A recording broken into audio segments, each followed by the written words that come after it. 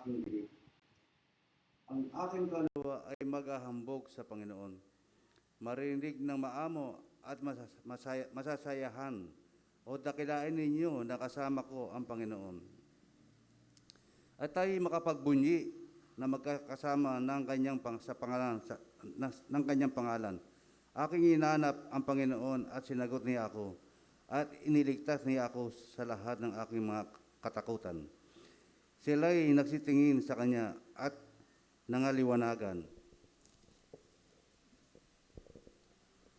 At ang kanilang mukha ay hindi na malilito kailanman. Itong abang tao ay dumaing at dininig siya ng Panginoon at niligtas siya sa lahat niyang kabagabagan. Ang anghel ng Panginoon ay humahantong sa buong palibot nang nangangatakot sa kanya at ipinangasanggalang sila. O inyong tikman at tingnan ninyo na ang Panginoon ay mabuti, mapalad ang tao na nangangalong sa kanya. Tayo po tumayo lahat para sa panimulang panalangin. Amang banal, Diyos na dakila, nagpapasalamat po kami sa araw na ito at sa buwan na ito, kung saan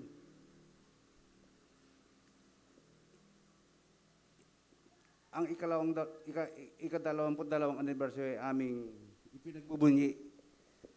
Salamat, Panginoon Diyos, tunay nga napakabuti mo. Sa mga kagilagilas mong gawa sa amin, simulat sa pulp ng itatag mo tong iglesia nito. Tunay napakabuti mo Diyos sa kabila ng mga pagsubok na matindi. Hindi kayo nagpapabaya sa iglesia ito. At sa ngayon sa aming dinaranas na pandemya, nandiyan pa rin kayo, Panginoon Diyos. At pinagbubunyi namin sa araw nito, sa buwan na ito. Pinagdiriwang namin ay ka-22 anibersaryo. Tunay napakabuti mo at positibo kami. Magpakailanman ang iglesia mo ito, hindi mo pababayaan iwanan. Maraming salamat po. At sa aming pananambahang ito, dalangin po namin na kayo ang maitaas maluwalhati.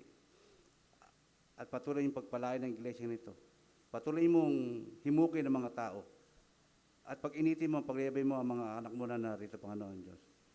Sa kabila ng pandemya, kami pinahintulot mo makadako sa bahay nito, bahay-sambahan nito, upang maibigay sa iyo ang kaluwalhatian, Panginoon Diyos. At sa aming pagdalo, umaasa nagtitiwala na kami pagpapalain mo. Sa pangalan ni Jesus, ang lahat po'y magsabi ng Amen, Amen.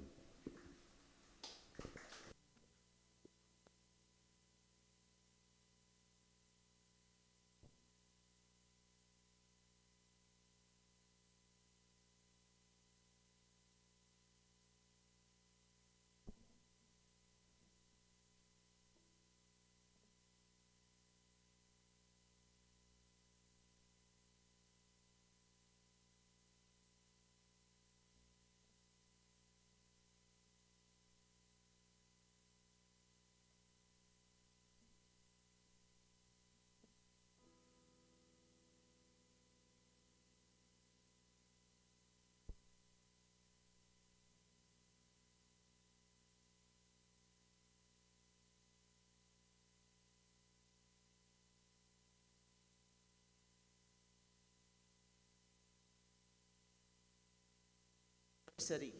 Yan. Yan.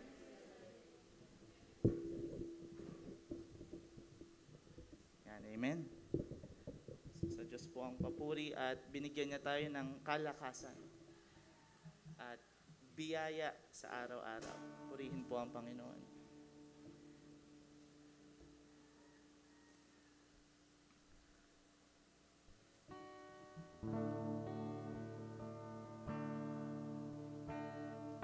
Marami pong salamat sa umagang ito na muli may panibago kaming kalakasan para sumamba sa inyo. Salamat sapagkat kahit na ganito ang sitwasyon namin, nasa gitna kami ng pandemya ay may kalayaan kami, Panginoon, na makapagpuri at sumamba sa inyo.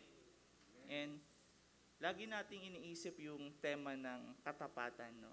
Yung faithfulness.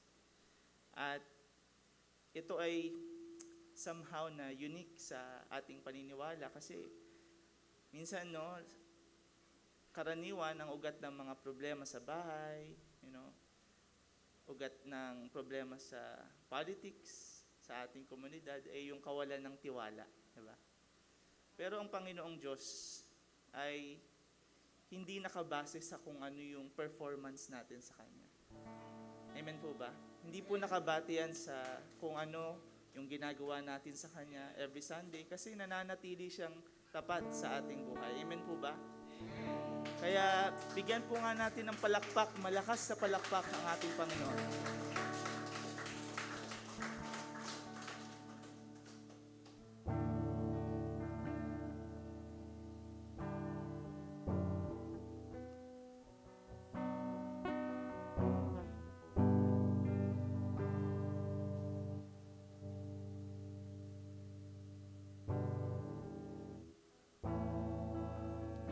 Minsan pa, katapatan.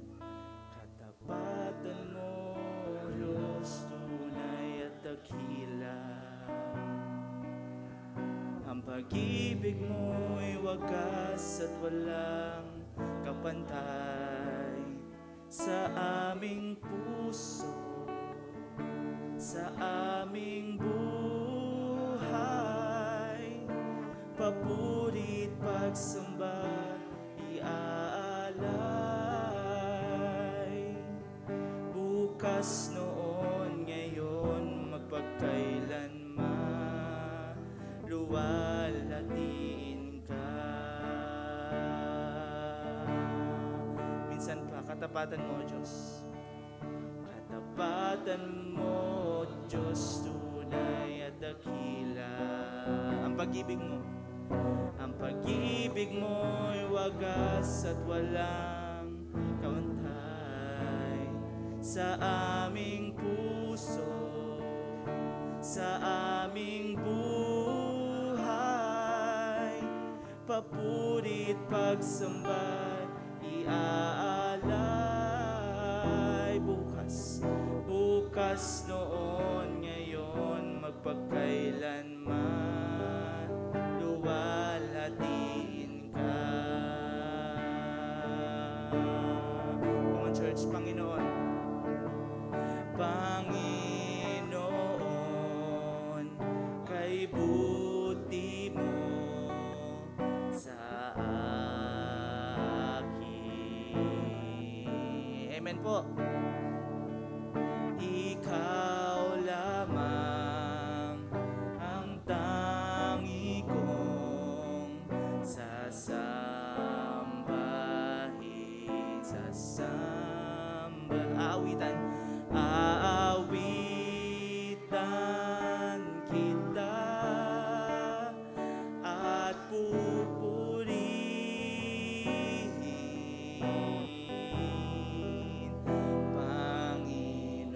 Panginoon, kay buti mo sa akin.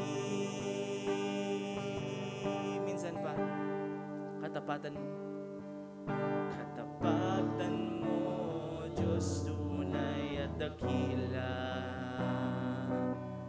Ang pag-ibig mo'y wagas at walang kapantay sa aming puso, sa aming buhay. Papurit pagsamba iaalay. Bukas, bukas, noon, ngayon, magpagkailanman, luwalhatiin ka.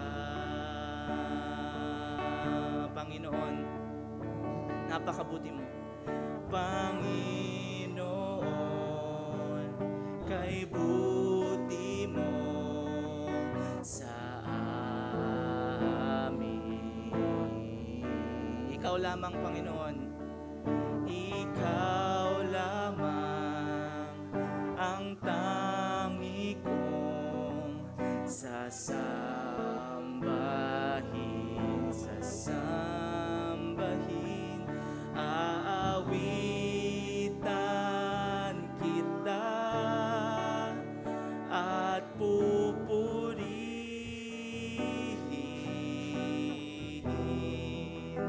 Panginoon, kay buti mo sa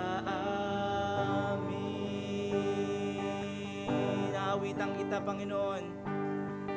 Aawitan kita at pupurihin,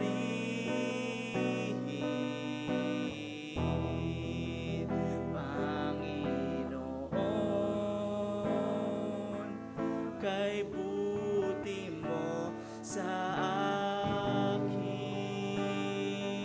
Minsan ba, church, aawitan ka namin, Panginoon? Aawitan kita at pupurihin,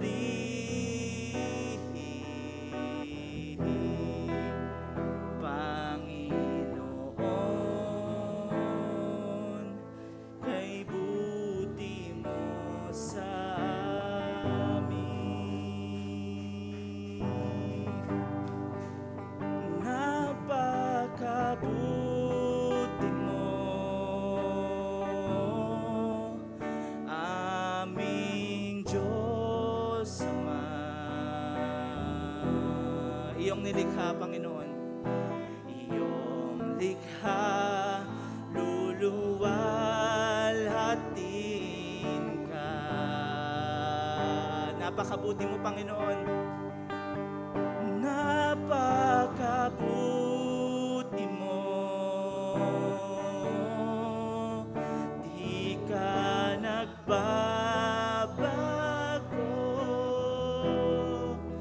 Noon ngayon, Panginoon, noon ngayon, kailan pa man, sa buhay ko'y tapat.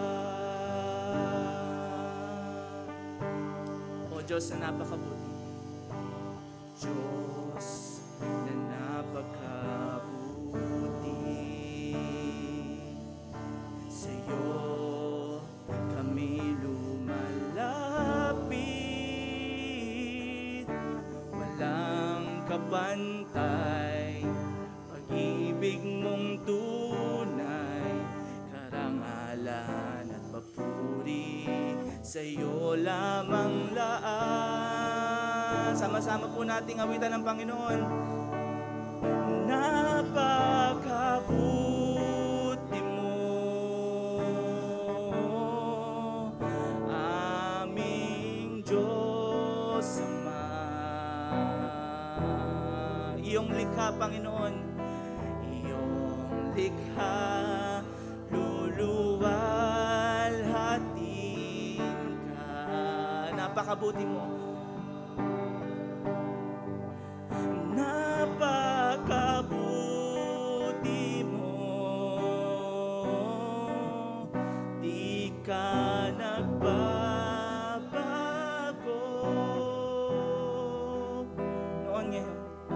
Noon ngayon, kailan pa man, sa buhay ko'y tapat. Minsan pa, napakabuti mo, aming Diyos Ama. Iyong likha, Panginoon, iyong likha, luluwalhatiin ka.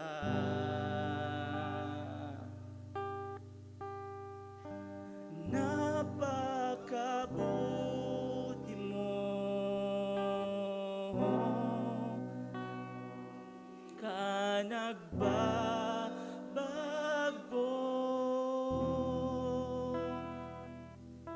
Noon ngayon, kailan pa man, sa buhay ko'y tapat.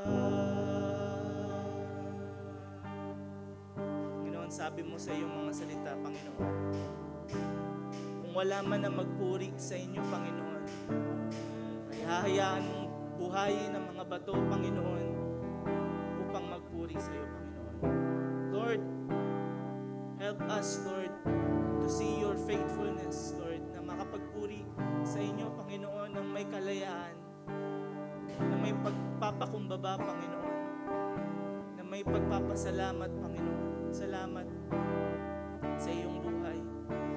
Sa buhay na ginamit mo, Panginoon, sa mga taong ginagamit mo, Panginoon, para, Lord, magpatuloy ang GCBC sa layunin nito, Panginoon, para mapakalat ang iyong salita. Marami pong salamat.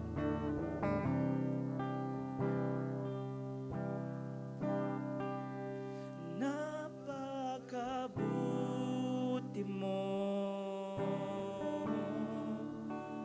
aming Diyos Ama.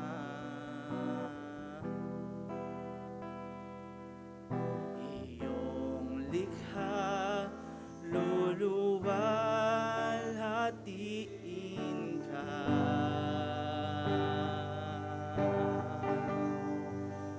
Napakabuti mo, di ka nagbabago.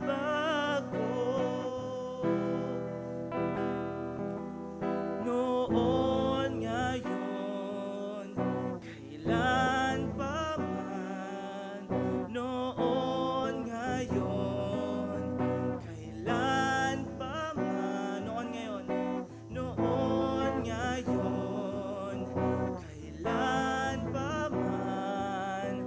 Sa buhay ko tapat. Palakpakan po muli natin ang Panginoon sa umagang ito. We thank you, Lord, because we have the opportunity, Panginoon, to celebrate your faithfulness and your goodness to us. At binabalik namin sa inyo ang papuri at pagsamba. We thank you, Lord. In Jesus' mighty name we pray.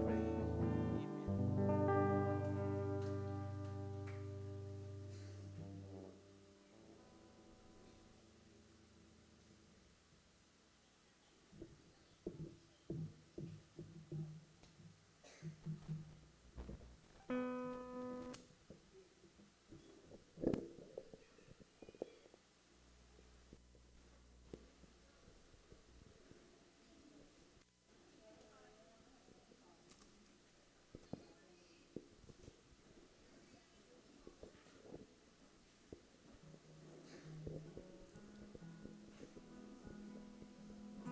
Ang ating teksto po ay hango sa libro ng Hebreo 7, 25 hanggang 27. Ang sabi po rito, dahil dito naman siya nakakapagligtas na lubos sa mga nagsisilapit sa Diyos. Sa pamamagitan niya, palibhas ay laging nabubuhay siya upang mamagitan sa kanila. Sapagkat nararapat sa ating ang gayong dakilang saserdoteng banal, walang sala, walang dugis, nahihiwalay sa mga makasalanan, at ginawang lalong mataas pa kaysa mga langit, na hindi nangangailangan araw-araw na maghahandog ng hain sa na gayang niyaong mga dakilang saserdote, unay-unay patungkol sa kanyang sariling mga kasalanan, at saka patungkol sa mga kasalanan ng bayan, sapagat ito'y ginawa niyang minsan, magpakailanman, ng kanyang handog ang kanyang sarili.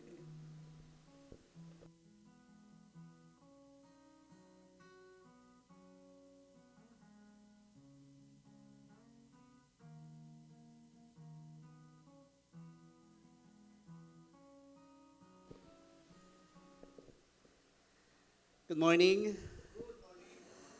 Tayo po ba ay masaya? Natutuwa? Paano natin makikita na tayo masaya?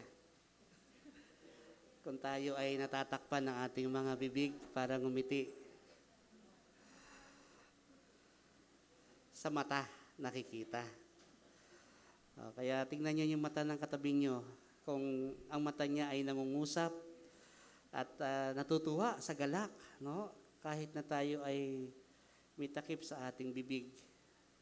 Kakaiba ang pagsamba sa mga sambahan at anumang lugar na kung saan ginaganap ang gawain sa pagtawag sa Panginoon sa panahong ito. Maraming mga church na katulad ng ganito ang may nakapaskal sa kanilang mga gate na, sorry, we're closed. Ay, sorry.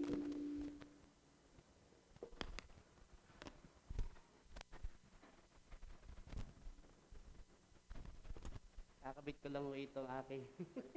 Ay, wag pala. Ayan.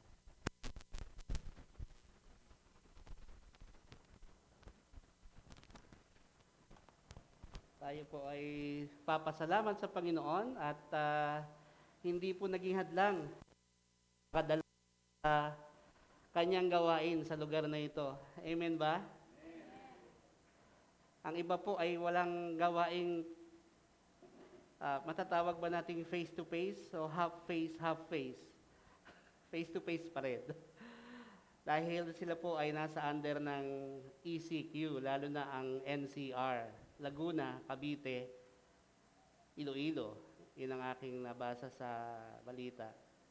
So ang desisyon ng mga simbahan ay isara ang kanilang bahay pananambahan at manood na lamang sa kanilang mga cellphone, sa kanilang mga Wi-Fi connection. Pero hindi naman po lahat ay merong mga gadgets. Merong gadget pero wala namang Wi-Fi. Kaya ang iba ay sasalig na lang sa pakikinig sa radyo. Meron nila naman sa mga radyo at doon nila sinasamahan ng kanilang bahay, sambahan. Sila ay nag-worship sa loob ng tahanan. Pero iba pa rin ang sama-samang mga kakapatiran na sumasamba sa araw ng linggo. Amen ba? Kasi mas lumalakas ang ating mga damdamin, na-encourage tayo na magpatuloy sa kabila ng maraming mga ganitong pangyayari sa panahon natin ngayon.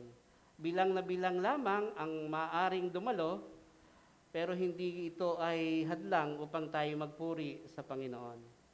Happy 22nd anniversary, 22 taon ng katapatan ng Panginoon. Meron po ako naalalang patalastas. Ang sabi doon, saan naabot ang 20 mo o ang 20 mo? Nakita niyo na ba yung patalastas na yon? Ice cream yata yon. Ay diyan, nagpapagupit. Ibig sabihin, yung church natin, lumagpas ng 20.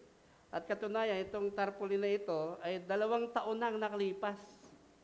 Sabi nga namin, Brother Noel, mapalitan itong 20th tarpaulin kasi 22nd anniversary natin. 2 years ago, we celebrated God's faithfulness sa barangay ng Graceville. Hindi ko po yung makakalimutan. Doon ho natin ginanap yan, no? Kasama na rin yung ating barangay captain doon na nagkita kami, no? At pagkatapos nito, hindi natin alam na mangyayari, mag-iiba ang takbo ng pagse-celebrate ng ating kaarawan ng ating church, ang Graceville Conservative Baptist Church. Last year, parang ganito rin tayo. Akala natin matatapos na rin. Pero tumipas ang panahon, another year, eto ulit tayo. At hindi tayo, tawag dito, sanay sa ganoong nakamulatan nating pagse-celebrate. Nagbabrowse ako ng mga pictures ng mga last years natin ng anniversary. Ang laki ng pagkakaiba. No? Talagang napakalaki. Pero sa kabila po noon, eto tayo ngayon sa sitwasyon na ito at minsan naisip natin, ano ba talaga ang gustong sabihin ng Panginoon sa kanyang iglesia sa panahon ngayon. Kaya pong ating pag-aaralan sa umagang ito ay patungkol po sa ating Panginoong Hesus at sa kanyang iglesia, Jesus and His church. Tayo po ay manalangin. Samahan mo kami, Banal na Espiritu, sa aming pong pag-aaralan ngayong umaga. Ano po ang gusto niyong sabihin sa panahon na iyo ngayon na maraming pagbabago, maraming nabago, at marami pang nababago. Pero alam naming ikaw ay Diyos na hindi nagbabago mula noon, ngayon, at magpakailanman. nanatili kang tapat, aming Diyos, Diyos ni Abraham, ni Isaac at ni Jacob at ni Jose. Salamat sa iyong presensya sa lugar na ito. Alam po naming narito kayo. Purihin ang iyong pangalan. Sa loob ng 22 taon, naging tapat po kayo sa iglesyang ito. Salamat sa Panginoong Yesus. Salamat po dahil siya ang dahilan kung bakit po kami nagse-celebrate ng kaarawan ng church na ito. Salamat sa pangalan ni Jesus. Amen. Jesus and His church. Marami pong tao interesado na makilala si Jesus. Amen. Di po ba? Gusto nating makilala siya upang maging katulad tayo ng ating Panginoong Jesus. Napakaganda ng kanyang example nung siya ay narito sa lupa. At sabi nga nung isang librong binabasa ko, tularan mo si Kristo. Walang ibang pwedeng tularan na buhay na pwede nating maging bahagi na halimbawa, kundi ang buhay ng ating Panginoong Yesus.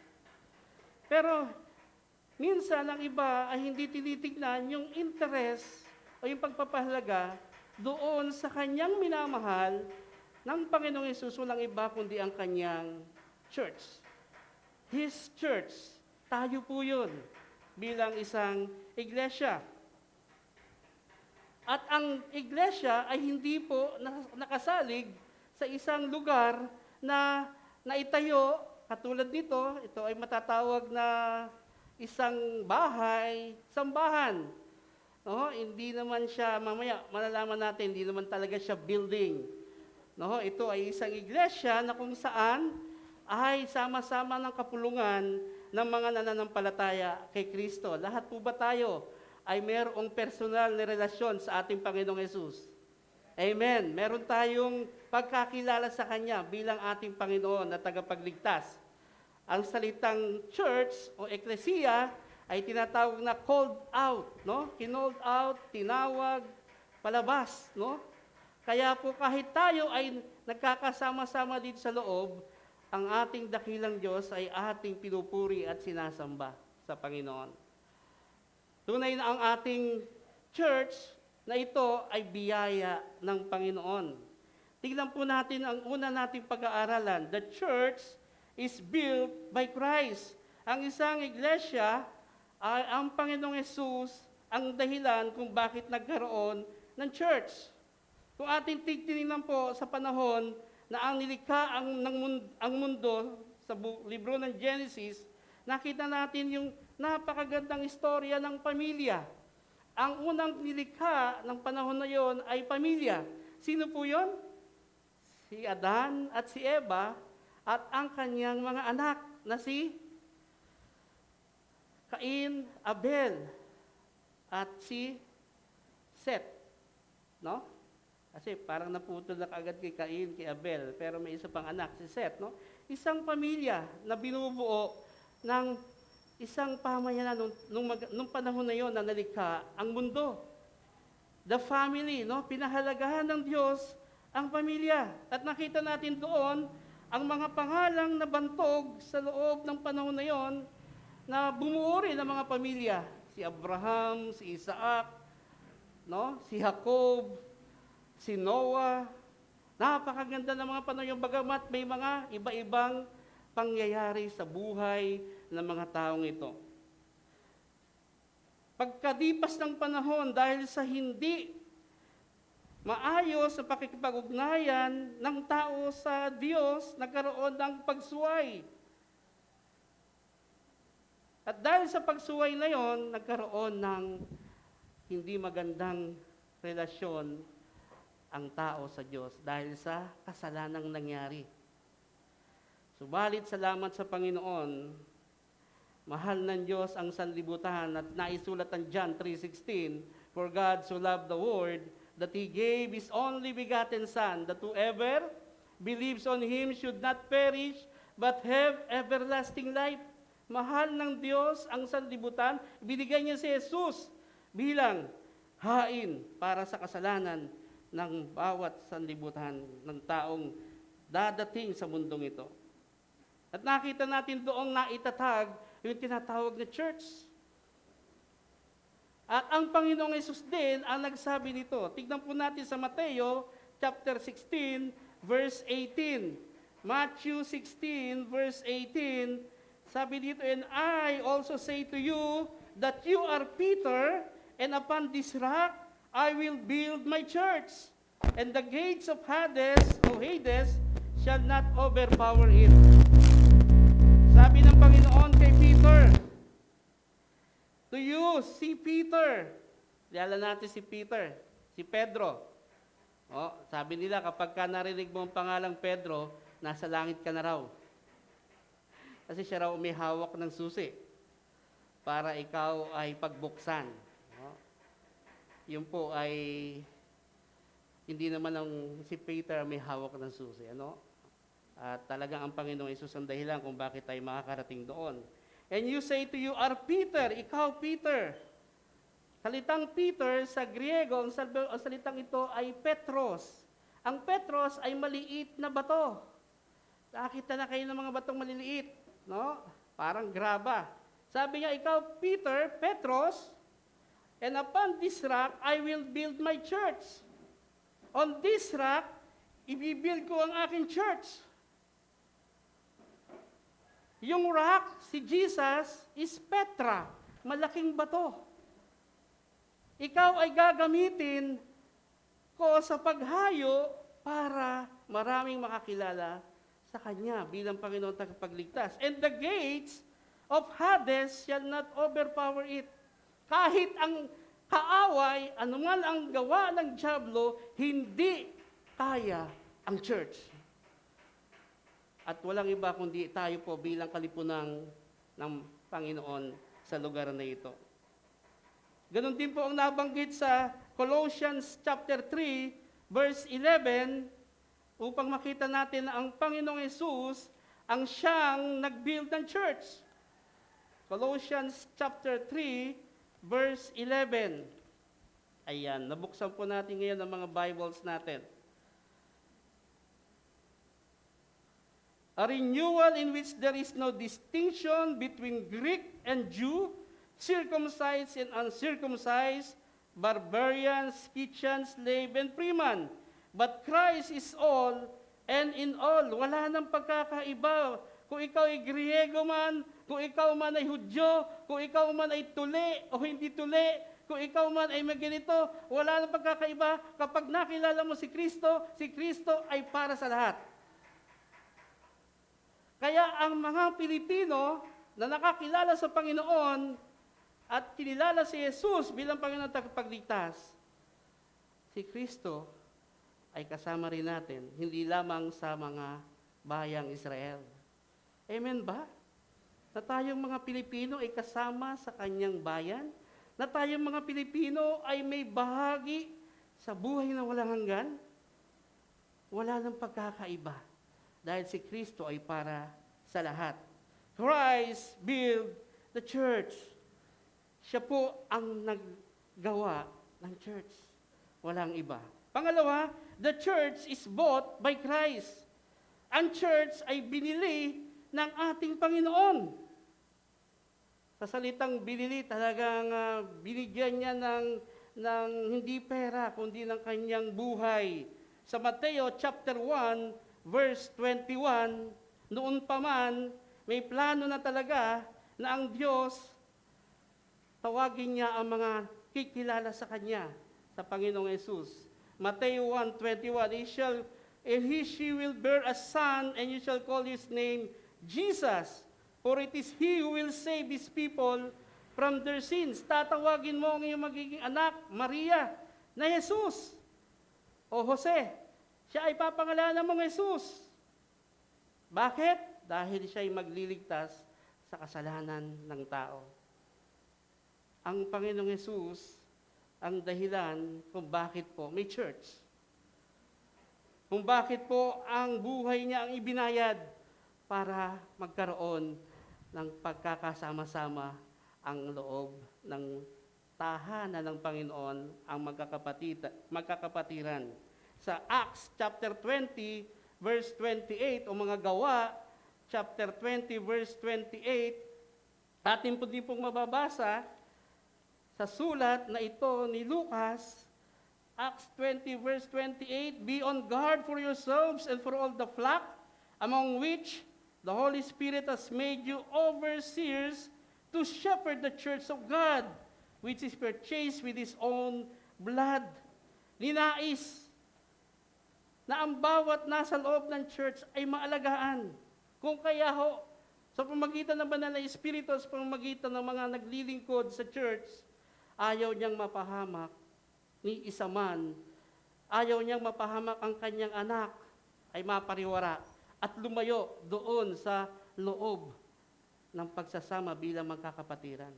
Yung flock na tinatawag, di po ba kapag may naliligaw na isang sheep, iiwanan ng isang shepherd ang maraming sheep para hanapin yung nawawala. At pagkatapos ibabalik niya doon. Ang isang mananampalataya na lumalayo kay Jesus, hindi lamang nawawala, kundi nagwawala. Ayaw natin ng ganun. Ayaw natin na sa loob ng church ay may kapatid tayo sa Panginoon na makikita natin ganun ang kanyang nagiging buhay.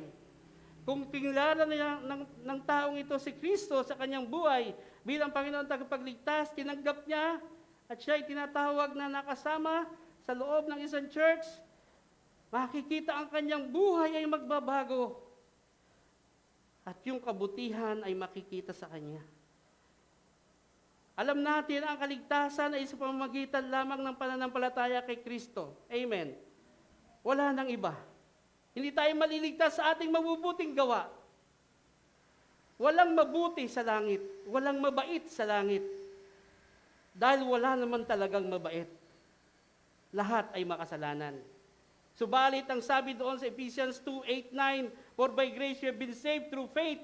It is not of yourselves, it is a gift of God, that no one should boast," para hindi magmalaki. Pero pagdating sa Ephesians chapter 2 verse 10, ito ang kaparaanan, kapag ikaw ay nakakilala sa Panginoon, gagawa ka ngayon ng mabuti.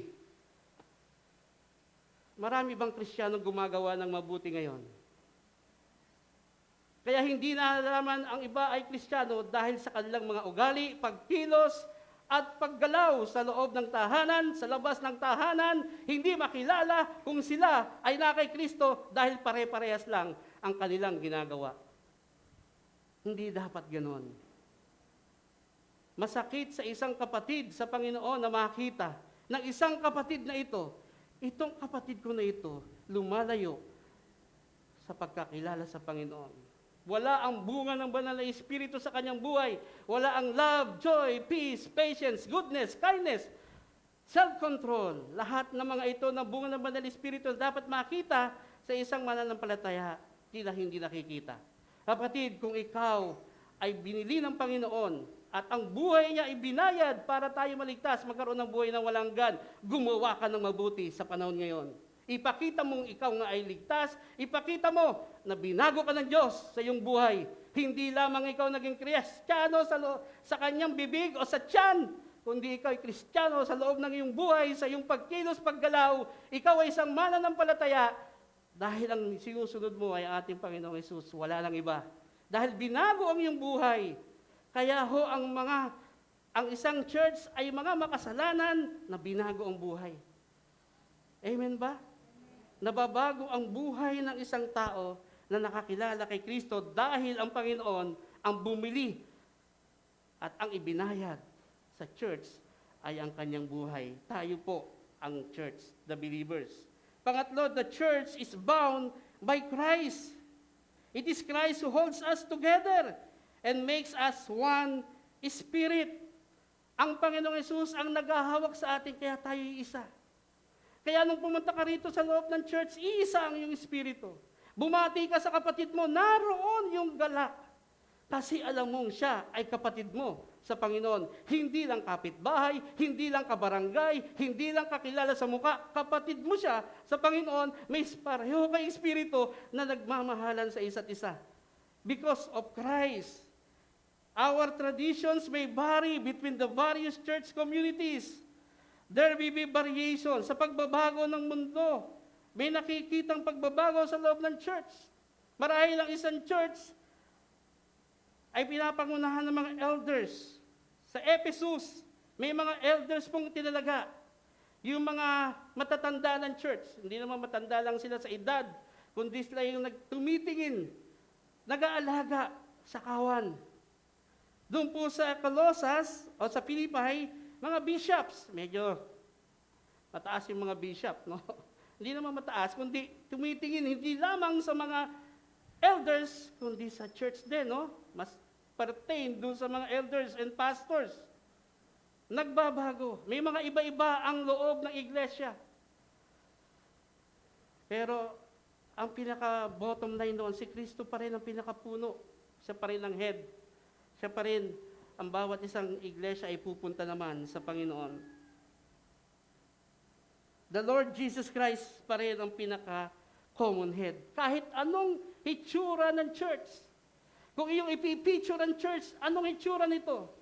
Ang Graceville Conservative Baptist Church ay hindi lamang po yung pangalan ng ating daladala bilang member ng church. Ang salitang Graceville, dahil tayo ay nasa barangay Graceville.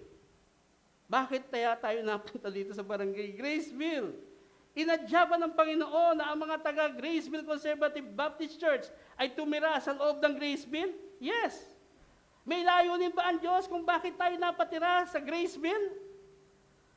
Ang ganda ng pangalan, biyaya, tapos short mo, village. Wow! Pangalan pa lang, para tayong nasa ibang bansa na.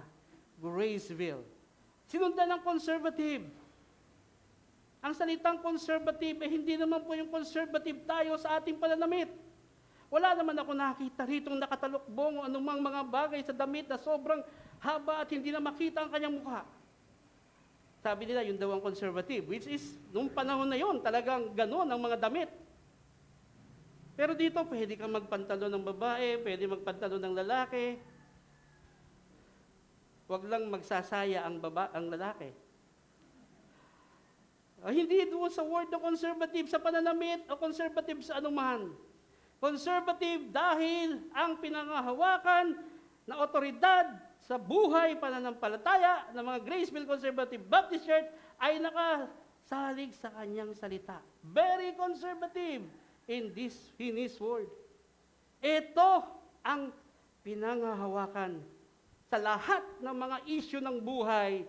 Ang nag-i-stand pa rin ang salita ng Diyos. Wala nang iba. Ang pinakamataas sa anumang mga iba-ibang sinasabi sa panahon ngayon, ang salita ng Diyos pa rin ang dapat na nasa taas.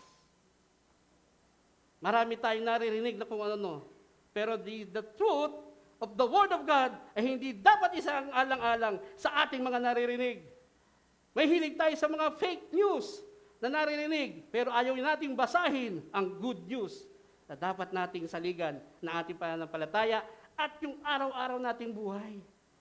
Kung makikinig tayo sa mga fake news, mga kapatid, may stress lang tayo. Mawawala tayo ng focus. Lalo na ngayon, ang technology napakabilis. Bawat kalabit ng daliri mo, kung saan ka mapupunta. Bawat galaw ng daliri mo, dahil nasa bahay ka, kung ano-anong mababasa, kung ano-anong papasok sa isip, kung ano-ano ang mga bagay na ito na magiging dahilan para ipamuhay ang mga nababasa mo na yon. Pero higit na dapat pangunahan ng Word of God ang salita ng Diyos. Walang fake news dito. Dito, puro good news. Dito, puro totoo. Dito ay makakatulong para lalo tayong lumakas sa panahon na ito. Babari natin ang ating buhay sa salita ng Diyos. Sa panahon na mayroong pong hindi pagkakaunawaan, nangyayari po yan sa loob ng mga iglesia. Pero dapat ito'y nagkakaisa. Ang sabi sa unang Korinto chapter 1, verse 10 to 15, may pangyayari po na nagkakaroon din ng hindi pagkakaunawaan. Bahagi po, bilang isang pamilya, may hindi pagkakaunawaan. Pero sabi po ni Pablo sa unang Korinto chapter 1, verse 10 to 15, "Now I exhort you, brethren, by the name of our Lord Jesus Christ, that you all agree, and there be no divisions among you, but you be made complete in the same mind and in the same judgment. For I have been informed concerning you, my brethren, by Chloe's people, that there are quarrels among you. Now I mean this, that each one of you is saying, I am of Paul, and I of Apollos, and I of Cephas, and I of Christ. Has Christ been divided? Paul was not crucified for you, was he? Or were you baptized in the name of Paul? I thank God that I baptized none of you except Crispus and Gaius, that no man should say, you were baptized in my name. Meron doon na di pagkakunawaan. Sa church ng Corinth, alam niyo, pag nabasa niyo po yung Corinto, problematic church. Ang isang problema nila rito, divide sila. Ay, ako kay ano ito, ay, ako kay ganyan. Noon pa man, meron na. Hindi dapat makita yon sa loob ng iglesia. Hindi dapat makita yung parang pagkakampi-kampihan. Kay ganito ako, kay ganyan ako. Hindi dapat makita yon. Sa loob ng church, ang Panginoon lamang ang dapat bigyan ng papuri at pagsamba. Kami ay ginagamit lang ng Panginoon. Marami pong mga pastors ang naging pastor po dito sa loob ng 22 taon. Naging bahagi ng iglesyang ito. Naalala ko ang mga pangalang Pastor Luis San Fernando. Siya po, yung ginamit ng Panginoon upang magkaroon ng gawain dito. Naalala ko sila Pastor Erwin Carion. Naalala ko si Pastor Carlo Daculia. Pastor Kelvin Diaz, yung nag-preach dito. Naging bahagi ng church na ito. At lately, si Pastor Pude, hindi po dapat magkaroon ng ganon. Ako kay Pastor Nanding, ako kay Pastor Pude, ako kay ganito. Dapat walang ganon. At nakita ni Paul yon dito sa church ng Corinth. Meron kayong greedy, meron kayong quarrel. Nagkakaroon kayo ng ganitong pag-aaway-away sa loob ng church. Ayaw po natin yon dahil ang isang church ay dapat nagkakaugnay, hindi nagkakaroon ng pag-iinggitan o pag-aaway-away. Merong bitter competitiveness. Pero sabi ni Paul, hindi dapat makita ito sa loob ng church. The New Testament pictures the church as a building with Christ as the cornerstone. Kung meron mang sinasabing, asan ang church nyo? Tuturo itong lugar na ito. Hindi siya masasabing isang building, kundi isang house church, isang bahay. Walang second floor, walang third floor. May mga building na may mga church building na ganoon. At we impress for them. Ang ganda ng church nila.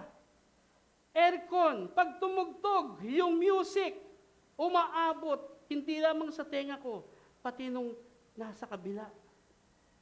Pag dumating na at pumunta na yung mga awit, ay naku, para akong nasa langit. We dream that, di ba? At nangarap tayo na ang church natin maging ganon. Marahil nangangarap pa rin tayo. Dahil lang kaya darating, Lord, na ang church namin merong aircon. Gusto rin namin yung church namin may aircon, nakatulad ng ibang church. Kaya siguro maraming umaaten sa kanila. Kaya siguro maraming dumadalo sa kanila. Ang ganda ng building. Ang daming parking area. Kaya maglalagay na ako ng parking area dito. Baka yumaman ng mga members ng UCBC, walang maparkingan. Amen. Di ba? Pero hindi po yun ang dahilan kung bakit ang isang church ay building lamang. Kundi ang pinaka-cornerstone, ang batong panulukan ng isang iglesia, walang iba kundi si Kristo. Si Jesus pa rin ang pundasyon ng isang church building na ito. Sabi sa Ephesians chapter 2, verse 22. Ephesians chapter 2, verse 20 to 22. Ay, salamat anak. Nakita niyo po? Efeso chapter 2, verse 20 to 22. Sabi po dito, having been built upon the foundation of the apostles and prophets, Christ Jesus himself being the cornerstone, in whom the whole building being fitted together in growing into a holy temple in the Lord. In him you also being built together into a dwelling of God in the Spirit. So hindi lamang po siya gusali. Gusali pero ang pundasyon ay si Jesucristo. Hindi lamang po siya ang cornerstone, kundi si Kristo, ang Panginoon, ay ang church, ang bride, at si Jesus, ang bridegroom. Naka-attend na po ba kayo ng isang kasalan? Baka may ikakasal dito, ha? Hindi po ba ang mga bisita habang nakaupo, habang inaantay yung ikakasal, nag-uusap-usap, very busy. Ang tagal naman ng bride, asan kaya yung ikakasal?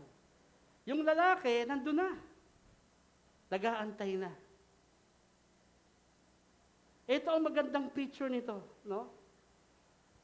Pag dumating na yung bride, yung mga coordinator sasabihin, let's all stand up and let's meet the bride. Wow. Tingnan natin ang bride. At lahat, sino ka man, no? Na umaten sa kasalan na yan, ay titingnan yung bride. Isang babaeng nakaputi, may hawak na bulaklak. Puting-puti ang damit at masayang masaya. Minsan may umiiyak pa. At lalakad dun sa aisle, ang mga tao ay nakatingin at nalagpapalakpakan.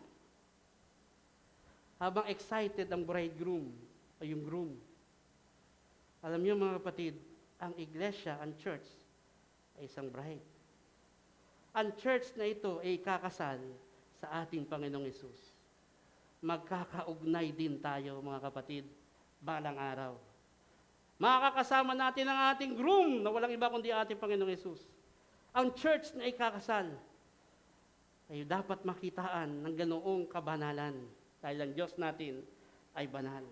Yan po ay makikita natin sa Ephesians chapter 5, verse 25 to 27. Hindi lamang po ang church ay bride, kundi siya rin po ay isang katawan. Isang katawan na ang ulo ay walang iba kundi ang ating Panginoong Hesus. Nabanggit to ni Pastor Kelvin last Sunday. Pwede ba na yung ulo alisin, tapos paa na lang at katawan na lang nasa loob ng church? Kung aalisin natin ang Panginoong Hesus dito, tayo ay walang ulo sa loob ng church. Practicality. Tayo ay mag-worship na tanggal ang ulo. No? Ang head ng church ay walang iba kundi ang ating Panginoong Hesus. Ang head, naroon yung mga very important senses. Ano yon? The sense of eyes. Diba, nasa head yung mata? Ang Panginoon ang tumitingin sa loob ng church. Nandoon ang sense of ears, hearing. Ang Panginoon nakikinig sa atin. Nandoon yung kanyang sense of, yung taste. Diba, sa iglesia ng Book of Revelation, meron doon, kayo parang malahiling nga. Lukewarm. Yung isang church doon, na Laodicea yata yun. Nandoon sin sa head na yon, yung kanyang pang-amoy. Ano kaya ang amoy ng church? Ano kaya ang lasa ng church? Maalat ba ang church na ito? Ibig sabihin talagang epektibo sila sa kanilang pamumuhay? O isusuka ko sila? Ang amoy ba ng church na ito ay mabango, aroma? Na kapag narinig yung GCBC ng mga kapitbahay natin, wow, it's an aroma sa kanilang pangamoy. Ang church na yan ay dahil sa Panginoong Hesus. At ang nag-iisip doon, yung head, the brain, which is Christ. Kapag pinalitan ito ng isang namumuno na siya ay yung head, siya ang titingin, hindi ang Panginoon, siya ang mag-iisip, siya ang makikinig, siya ang magsasalita lamang, at hindi ang Panginoon tatanggalin, may problema sa loob ng church. Kinuha niya yung head ng Panginoon sa church, inilagay niya sa sarili niya, siya ang masusunod sa loob ng church. Habang tinitignan ko yung ganoong bahagi ng katawan ng tao, napakahalaga ng ulo sa loob, sa isang bahagi ng katawan ng tao. At kung ang Panginoon ang head, tayo ay ano? body. At ang body ang gagawa para abutin ang mga taong nangangailangan. The hand na kukuha sa mga nangangailangan at mag-share ng gospel, yung feet natin, lalakad para ibahagi si Hesus Kristo. Kaya kung gusto mong magpagamit sa Panginoon sa loob ng iglesia, huwag yung ulo mo ilagay mo sa pagbabahagi sa salita ng Panginoon. Hindi ko naman sasabing tanggalin. Kundi ang Panginoon ang bigyan mo ng luwalhati sa iyong buhay. Si Lord ang mag-iisip, si Lord ang gagawa, si Lord ang makakita, ikaw ay gagawa para abutin sila at lumakad sa mga nangangailangang kapwa. Ang ganda ng picture ng isang church, which is Christ is the head and we are as a body. Tayo kanyang katawan. Efeso chapter 4, verse 15 to 16. Sabi po dito, but speaking the truth in love, we are grow up in aspects into Him who is the head, even Christ, from whom the whole body being fitted and held together by that which every joint supplies, according for the proper working of each individual part, causes the growth of the body for the building up of itself in love. Nakita niyo? Nandun po sa verse ng 2 years ago. Speaking the truth in love, we grow to become in every respect, mag-mature yung body, ang head ay si Kristo. Ito yung layunin natin 2 years ago. Mag-mature tayo kanino? Kay Lord. Mga kapatid, nag-mature ba tayo kay Lord? O naging immature lalo tayo kay Lord? Dahil sa nangyaring pandemic. Ang ganda ng tema pala natin noon, bago dumating yung pandemic. We, instead, speaking the truth in love, sabihin ng katotohanan sa pamamagitan ng pag-ibig, to grow, to become in every respect, the mature body of Him. So, at sabi doon sa verse 16, the whole body being fitted. Ang ganda ho. Kung lalagay natin ng picture, ang GCBC, ano ang kutsura ng katawan ng GCBC? Isa ba itong malusog na katawan? Dahil lahat ng bahagi ng katawan ay gumagalaw, kumikilos, hindi nagkakahiwa-hiwalay, kundi nagkakaisa, yung mga ugpungan tama. Kaya ang kanyang katawan ay walang problema, hindi nagkakasakit dahil malusog ang katawan ng isang taong yon. Ganon kaya ang church natin. Malusog po ba tayo? Are we a healthy church? Malusog po ba ang katawan ng Panginoon sa GCBC? O ipipicture ang katawan ng Panginoon, which is the church, ang GCBC malnourished. May makikita kang payat, hindi nakakakain, meron naman malaking tiyan, hindi po ako yata yun. Dahil sobra namang kain. At ang tendency, ang daming sakit. Kasi hindi ayos ang bawat ugpungan ng katawan na yon. Hindi niyo po ba napansin na napahinto ang mundo sa salitang kalusugan? Health is wealth. Akala ko mapapahinto sa giyera, labanan. Mapapahinto sa mga arms ng ibang bansa. Mapapahinto marahil sa pag-colonize ng bansa natin. Pero ang buong mundo yuminto, ang tinarget, kalusugan. Dahil kapag ang kalusugan ng isang tao ay naapektuhan, ang dulo nito, resulta ay kamatayan. Paano mo papalusog ang iyong katawan? Practical sa panahon ngayon. Pero lalo tayo lumalim, gaano mo papalusog ang katawan ng Panginoong Jesucristo? Yung ikakasalba na katawan ng Panginoon ay malusog. Gusto ko kong kunin yung message dito sa Open Bible. The message of the book of Revelation is that Christ speaking to His church, staying with His church, searching through His church, and strengthening His church. Pag binasa niyo po yung Book of Revelation, ang kanya pong pinaka-focus, church. Alam niyo po ba na ang pinakamahalaga ng organisasyon o anumang samahan sa buong mundo, hindi nakatingin ng Lord sa mga organisasyon, sa mga asosasyon, o sa anuman. Mas tinitingnan niya ang community ng church believers. Tayo po yun. Kaya sabi ito, finally, He will be returning for His church. Babalik ang Panginoon para kunin ang kanyang church. Not the organization, not sa anumang government, o anumang principalities, kundi yung church. And then sabi niya, it is the only community on each to which He has solemnly pledged His presence. Kung merong nag-pledge, pledge tayo sa ating watawat, no? Nagpe-pledge tayo doon sa ating bansa. Ang pledge ng Panginoon, hindi doon sa mga institusyon o gobyerno natin, sa kanyang church. Tayo yun. Ganun niya kamahal ang kanyang iglesia.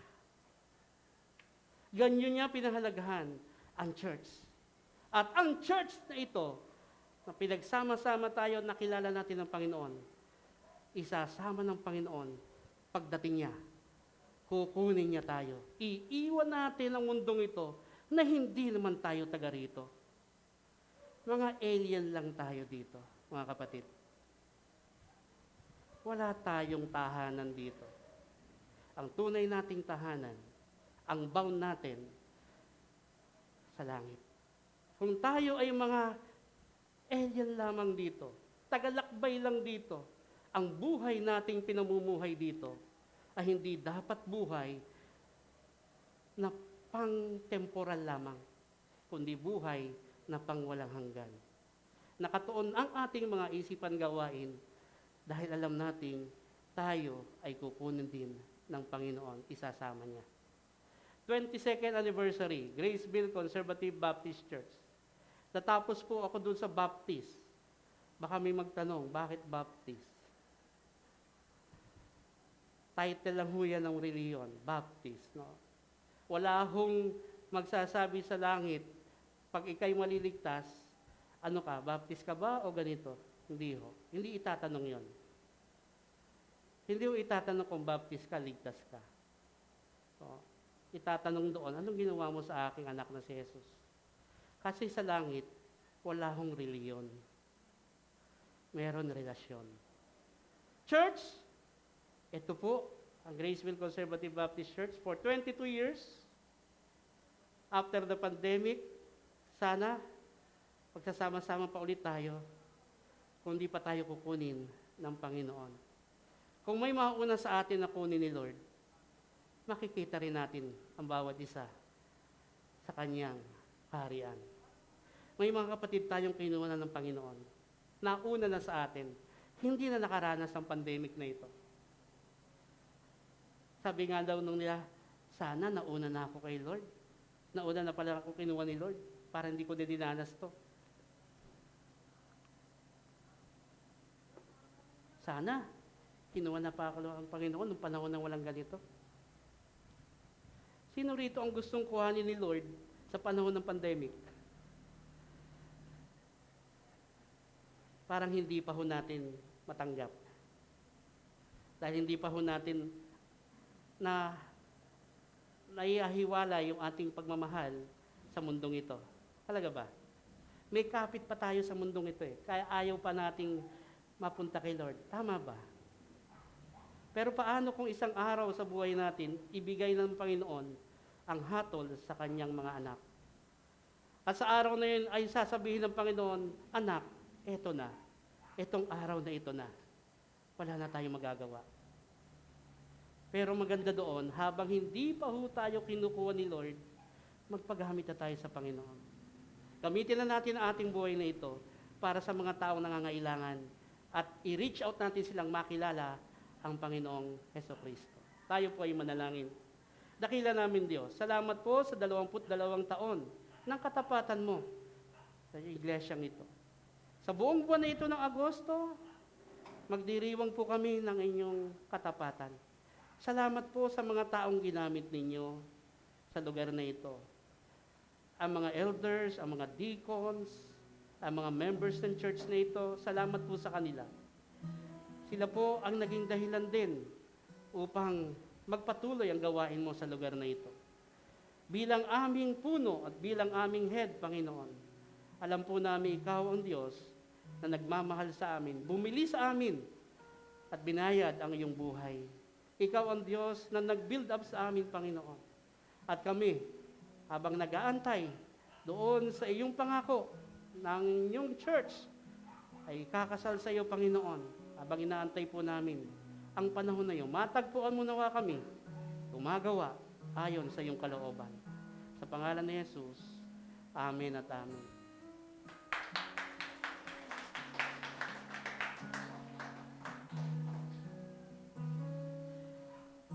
Ayan. May babanggitin si Brother Noel tungkol sa ating pagkakaloob.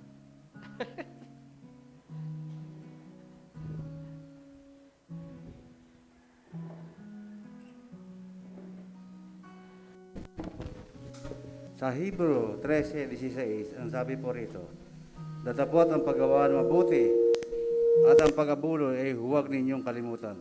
Sapagkat sa gayong mga hain, ang Diyos ay totoong nalulugod. Tapos dumako sa masayang pagbibigay. Po, sa ating masayang pagbibigay, meron po tayong ginagawa rito kapag anniversary natin. Happy birthday, Jesus. Ayan. Alam niyo po ba yun? Ginawa po namin nung Sunday ito. Yung mga taga Gardenville, ganun din po ang ating gagawin ngayon. Pag tinawag po yung January, February, March, naghulog na. Sandali lang, sandali. Okay. Happy birthday, Jesus. Ano ho ang gagawin natin? Kasi birthday ng Panginoon sa church na ito. Pag tinawag ko yung mga month ng birthday nyo, ihuhulog nyo po yung sobre. Sige, pwede nyo kunin ulit.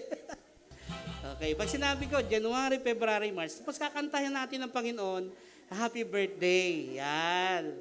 Ayun. Yung binanggit ni Brother Noel ay paalala sa atin na magkaloob sa gawain ng Panginoon. Yan. Salamat, Brother Noel.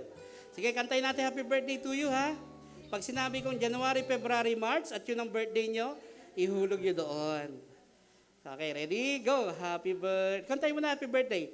Happy birthday to you. Happy birthday to you. Happy birthday, happy birthday, happy birthday to you. January, February, March. Sige, ihulog natin. Happy birthday to you. Yung mga may birthday ng January, February, March. Day to you. Happy birthday, happy birthday, happy birthday to you. April, May, and June. Happy birthday to you. Happy birthday to you. Happy birthday, happy birthday, happy birthday to you. July, August, September. Happy birthday to you. Happy birthday to you. Happy birthday, happy birthday, happy birthday to you. October, November, December. Happy birthday to you. Happy birthday to you. Happy birthday, happy birthday, happy birthday, Jesus. Birthday ng church. Thank you, Lord.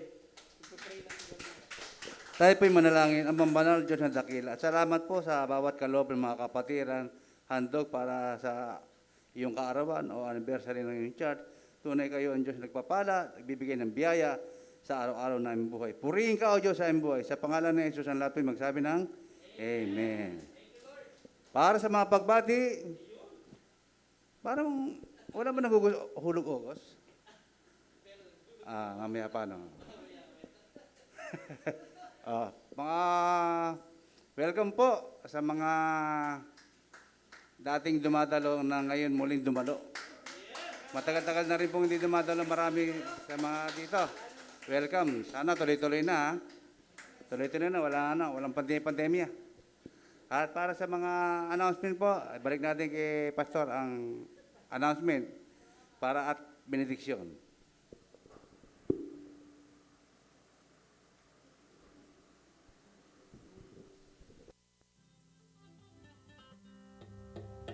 Salamat po kay Brother Noel, sa mga elders ng church na ito, kay Pastor Pude, kay Sister Ruth, no, na naging kasama namin, kasama ko sa gawain na ito. Kasi, at ngayon nandito naman yung gawain ng Panginoon sa lugar ng SRCC. I-welcome natin sila, San Roque, Graceville 4, Gardenville. Ayan. Tayo po kayo lahat, tayo kayo. Ayan, pwede po kayo tumayo, yung mga taga Gardenville. Ayan, naging part 2 po tayo eh. Kasi noong nakaraan, mga taga rito, welcome ho. At salamat, kayo ay naging mabuting tagasunod na isa-isa lang ang punta. Pinagbawalan nun natin yung mga mister na sumama. Salamat sa ating bagong taga-dalo, Kuya Bal. Salamat, Kuya Bal, nandito ka ngayon. God bless you. Ate Teddy, no? Ayan, sila yung bunga ng Bible study sa isang bahay, kapitbahay, napakinggan, bumisita, nagpunta, naging bahagi ng isang fellowship na natin doon. Sa biyaya ng Panginoon, sa kabila na sila ay malayong naglakbay. Dahil sarado yung gate dito. So, umiikot pa sila papunta doon sa kanto para lang makarating dito sa pananambahan. Purihin ng Panginoon sa kanilang mga buhay. Kaya welcome po kayo dito. So ayun, patuloy natin ipag-pray yung kanilang mga buhay doon. They are really affected by this pandemic. Some of them kasi ang kanilang mga husband nagtatrabaho sa NCR. So hindi na sila na masyadong nagkakauwi at apektado yung kanilang mga hanap buhay. So in spite of that, no, sila ay nagpapatuloy naman karoon ng ganitong pananalig sa Panginoon. At siyempre, yung mga iba nating kapatiran, no, nakita ko Masangkay family. Thank you, Masangkay. Welcome. Adel Noel, si Angie, Vince. Vince? Doon pala si Vince. Ito kasi dito lagi si Vince. Si Aubrey, si Anthony, at saka si Abby. At Sister Tess, welcome. Sila rin po yung Masangkay family. Isa sa mga 22 pamilyang nandito. Ay, Kyrex pala. Ay, Kyrex! Nakita niyo po ito? Itong mga ganito. 22 anniversary, bilangin nyo. 22 yan. Ayan. So sila po yung isa sa mga naging bahagi ng GCBC. Oh. Ako parang naging lang doon sumampid doon sa bahay nila. I remember those days. Si Anton nang tumawag sa akin sa bahay. Gusto ko lang ipaalala ng mga flashback. Si Anton yata talagang hindi pa ganun kataba nung panahon na yon, no? At sabi niya, Kuya, baka gusto mo matin ng Bible study. And that's history, no? Matin ako sa Bible study sa tahanan nila Brother Noel. Noong time na yon, no, na may Bible study. Yon, nagtawag sa akin si Anthony. Lagi ko sinasabi ito pag anniversary. Kaya kapag si Anthony tumatawag, baka maging pastor na rin si Anthony. Kaya tinawag na kaming mag-asawa. Wala pa ho kaming mga anak noon. Ayan. Siyempre, ang kapatid na Ruth Palyasgon, salamat din sa kanya. Matagal din siyang nakasama natin, no? Tunay na kaibuti ng Panginoon. Kung pwedeng malagyan ng Palyasgon family, may isa rin dito. No? And syempre, ang San Pablo family, no, kay Pastor Pude, yun yung transition, no, na tumunod sila doon, magkakaklase, kila Aubrey. So, alam niyo si Aubrey, naging ginamit ng Panginoon, no, sa kanyang mga kaklase. Dito nagsimula yung mga pamilya ng Mangaran, pamilya ng San Pablo, dahil sa pag-iimbita ni Aubrey noon sa kanyang mga kaklase. Yun ang istorya, no? Kaya napasama sa church. Wow, ang ganda pala ng legacy. So, ginamit si Sister Aubrey para sa gawain na yon. So yun, nagpatuloy at maraming pamilya, 22 families, kung hindi ako nagkakamali, higit pa, pero sila po yung mga naaalala kong pamilya. Siyempre sila Sister Kasey, no? Magabo family, and even yung mga pamilya na bumati sa atin, no? Yung nasa ibang bansa. Kinalayo family, they greeted us, no? Siyempre yung Bantoy family, Sister Virgie, oh. Sister Virgie, di ko nakilala, ha? Wow, akala ko si Nora Honor. Sister Virgie, nasa ano na yan, Barangay Santo Cristo. Pero napadalaw dito sa Barangay Graceville. Buti hindi ka hinanapan ng ID. Okay, yun, sa mga nandoon na bahagi ng pamilya. At yung ginamit naman ng Panginoon para sa Gardenville, ang pamilya at mag-asawang David at Sister Beth. Salamat. Doon nagsimula yung gawain ng Panginoon sa loob ng Gardenville. Sa kanilang bahay, nandoon kami sa kalye, pumasok sa bahay. Napunta kila Mercy, nandito si Mercy, no? Mercy, kaya lang napuno na ng makina yung bahay. Medyo masikip na. Tapos nag-pandemic. Ngayon no, ang tahanan ni Ate Nida, ayun, diyan sa kalapong bahay namin ginagawa yung ating Bible study doon. Every Saturday, ginawa namin umaga para makapananghalian na. Ayan. Salamat din sa pamilya ko. No, ayan, Sister Myla, Joshua, at siyempre si Ma'am Rose nandito rin. So, pinapasalamatan ko. Kasi darating na mga Sundays po, usual, parang yung ating worship service, nasa monthly pa rin tayo ng ating gawain ng anniversary month. Kaya huwag kayong mawawala sa 29, marami pong surprises. Yan po yung last Sunday natin, pero hati-hati pa rin. Kasi hindi ho pwede magsabay-sabay. Pinapayagan ang pananambahan, binigyan po ako ng protocols, 10 to 30% nakalagay doon, pwede ang pananambahan. Pero bilang lang ang tao, baka kasi tayo ay maipasara. So kaya po nahati, kaya hati-hati muna ang ating pagpunta sa church. Ayan. Ngayon po ay pasalamatan natin ang Panginoon sa kanyang kabutihan. Tayo ay, pagkatapos ito, meron tayong salo-salo, pero yung salo-salong dadalhin natin sa bahay. Kasi hindi ho pwede yung isasalo-salo. Nakapak po yung ating lunch. Yan. Kaya mamaya antayin lang ho natin. At saka salamat, may nagluto ng puto, no? Sir Aileen, salamat sa puto, ha? Okay ba yun? May puto. Para makabahagi tayo sa isa't isa. Ayan. Salamat at purihin ng Panginoon. Nakalimutan ko si Brother Lando. Andito pala. Brother Lando. Yan, laging nagwawalis dito sa labas. At hindi lang very special kay Brother Lando. Sa Martes po, birthday niya. Happy birthday, Brother Lando. Ayan, kilala yan din ng mga taga-Gardenville. Kung may nagtanong ko si Brother Lando anong ng edad, siya po ay bata pa. Ayan. Salamat, Brother Lando, sa card mo, senior citizen card.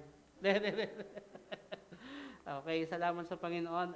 Wala na po tayong naalalang pasalamat. Next Sunday, Brother Well, tuloy. Tuloy ang ating face-to-face. Kaya lang mga Gardenville, pasensya na ho. Next, ulit kayo? Baka sa 20. Kasi mapupuno tayo dito. So yung mga hindi naman nung nakaraang Sunday na nag-attend, sila naman nang-attend sa next Sunday. Kaya ganun naman, mga Ran family, San Pablo family, umaattend po sila, yung Kambal, hopefully sila Calanoga family, sila naman po yung dadalaw next Sunday. Yan. Siyempre hindi mawawala yung sila Pastor Budi at kasi dahil nga sa ating online na ganito. Purihin ang Panginoon, tayo po ito ngayong lahat at pasalamatan natin ng Panginoon sa kanyang kabutihan sa ating mga buhay. Purihin natin siya. May we ask our chairman of the board, Brother Noel, siya ang mag-closing prayer.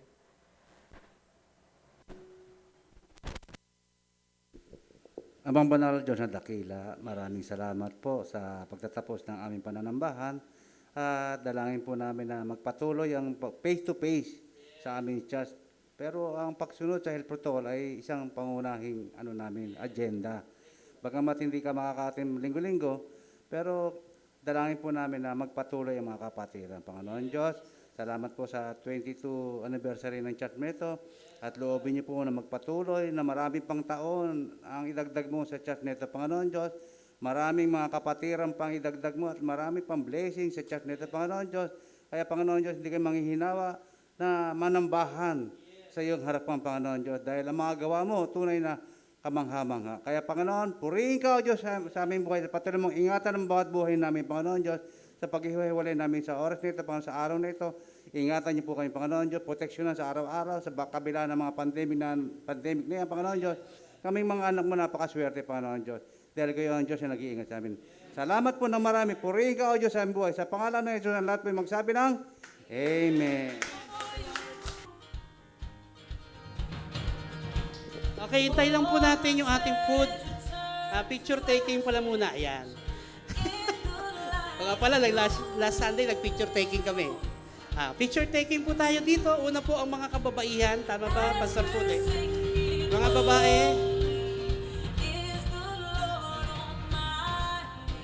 Natin yung Celia.